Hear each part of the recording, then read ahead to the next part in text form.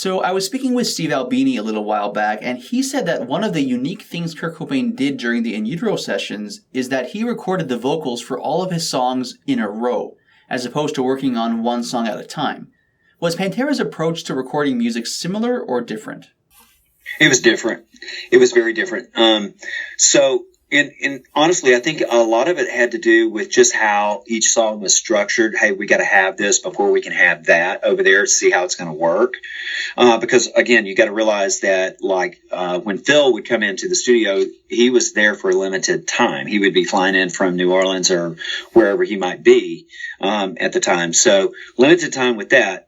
So, honestly, we kind of got to a point to where, and Sterling and I learned to do this when we were working with Merciful Fate and King Diamond, is we would put a poster board up on the wall and we put all the songs up there, and it was kind of like a grid.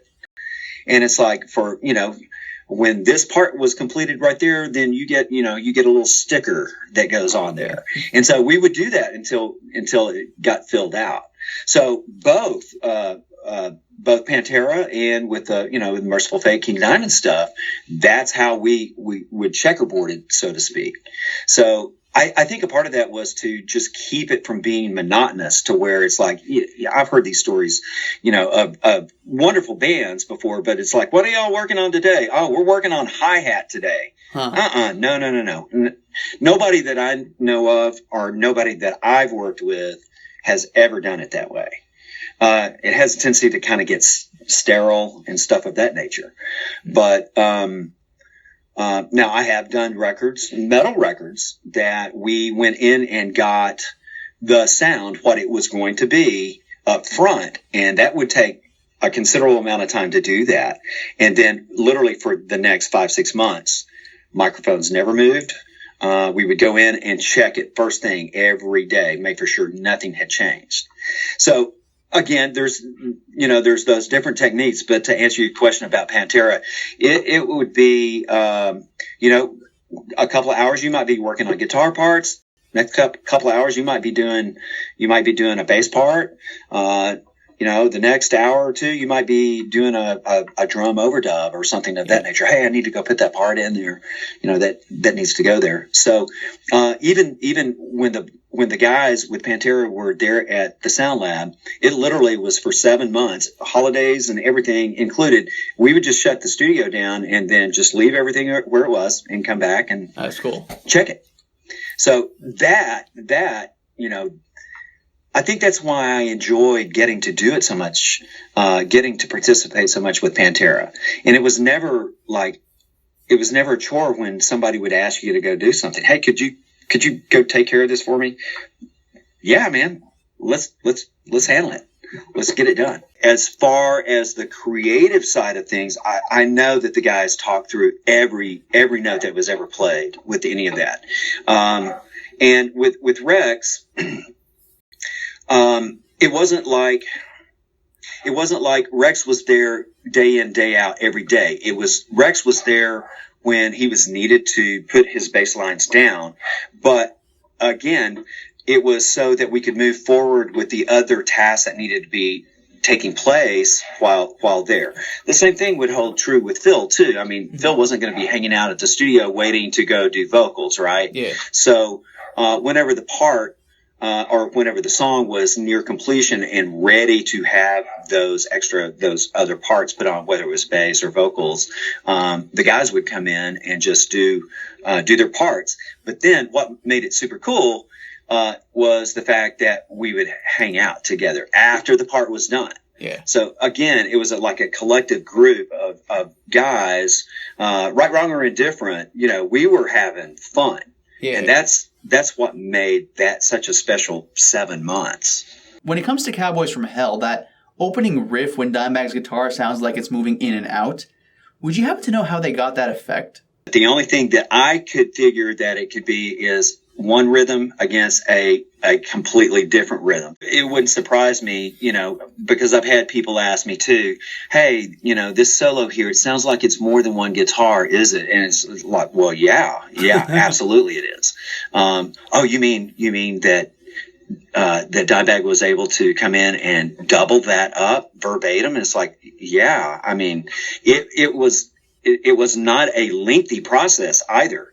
Once he had the solo that he wanted to do, or the part that he wanted to do, it was a matter of minutes, not hours. It wasn't a matter of days. It was a matter of, okay, here's what we're going to do. Yep, let's double it up, and off we go. That is so cool. That was really pretty cool too, to get to watch him do that. That is so cool. Now, going back to Far Beyond Driven, that guitar solo in 5 minutes alone, in my opinion, has such a cool reverby sound to it.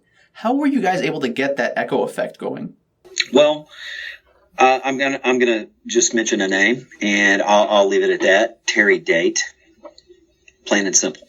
Yeah. Mastermind behind not 90%, not 95%, but 100%. The ideas were talked through, and I know exactly what you're talking about. We had a not really a looper per se, but we had a tape loop that we would interject every once in a while. But here's one of the things that I can definitely tell you.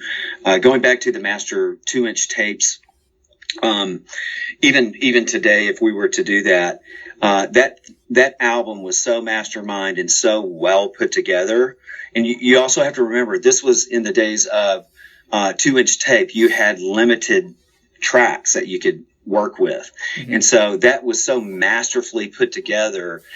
Here's what we're going to do. Here's how we're going to do it. And then we would just go do it. And, I got to tell you, there were some nervous moments, with doing, like backwards types stuff. When I say backwards type stuff, maybe some guitar masking of certain sorts. You have to listen really carefully for all that stuff. But that stuff goes down on 2-inch tape where you've got limited tracks. And in most cases, you're going to have stuff around that area that you need to take the tape, flip it over, make for sure that you're on the right track, and then, get that effect recorded. But to answer your question, I'm going to leave it at the simple name of Terry Date. Dime had his go-to effects that he used for his guitars. And those effects weren't like, you never had like a foot pedal board full of effects. There were just a few, but that's all he needed. That's all he ever needed. It's kind of a roundabout way of answering your question. Hey, no, but it basically was a tape loop. That's cool. No, honestly, like for me, I love these little details. So like that was awesome. Thank you so much for sharing that. So just this is more of a subjective question, I guess. There's this big debate amongst Pantera fans whether or not Metal Magic or Cowboys From Hell is really their first record. In your opinion, right, which one's the first record? Oh, Cowboys From Hell. Yeah. Yeah. So. Yeah, there's so much behind all of that. So, of course, one of the trademark characteristics of Pantera is the intensity of Phil Anselmo's vocals. Considering how intense his vocals are and how much he screams, did he ever blow out his voice during the recording sessions for Far Beyond Driven? No. So, again, as you probably are very well aware, audio can be very magical. Yeah. And a part of magic is sleight of hand, if you will. Mm-hmm. And in this case here, not to give away secrets or anything of that nature, but I'll say it like this: Phil was never stressed on his vocals ever. As a matter of fact, Phil never went out into the studio proper to do vocals. All the vocals were done right there in the control room. So that having been said, being in a control room, you're going to have speakers in the control room. So that means he also never wore headphones while doing any of this stuff. So that means, you got speakers on in the control room. And, at last I remember, we used a Shure SM58 for his vocals, every one of them. And so it was a technique that Phil used vocally that gets that aggressiveness, along with I can't shy Terry Date on knowing how to compress vocals and how to get that energy out of there without having to stress those vocals so much. Now, I don't want to take away from Phil either.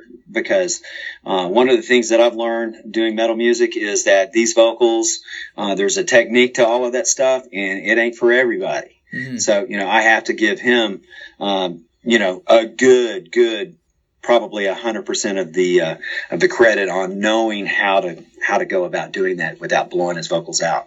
It's really, really hard on those vocal cords. And, I don't know. Here's what I do know is when vocals were being done, Phil only requested that it be he and Terry in the control room. So Sterling and I never got access to, the actual tracking of the vocals. But I mean, this is a big place, and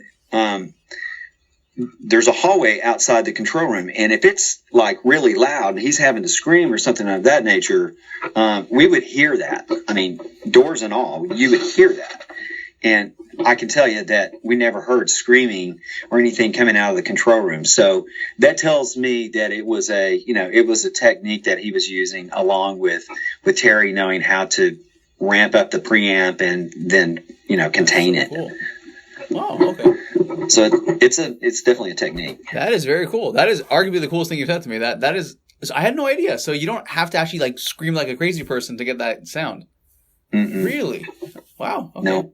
That's cool. Mental note, because I've been wanting to record something myself, and I've been scared to blow my vocals out. So I'm glad you told me that. That's cool. Yeah, and Daniel, I've heard about all these different kind of breathing techniques, and you're sucking in air as opposed to blowing out air, and all this stuff. And it's like, I don't know, man. I don't think I would be a very good, metal vocalist at all. The techniques and all that. What are you talking about? Yeah. Hey guys, thanks for watching. If you like this video, make sure to subscribe for more, because there is a lot more to come. All the videos on my channel are original. I'm the one filming, editing, and conducting all the interviews. So if you guys like what you see and you want to support, the best way to do so is honestly just to subscribe. Thanks for watching.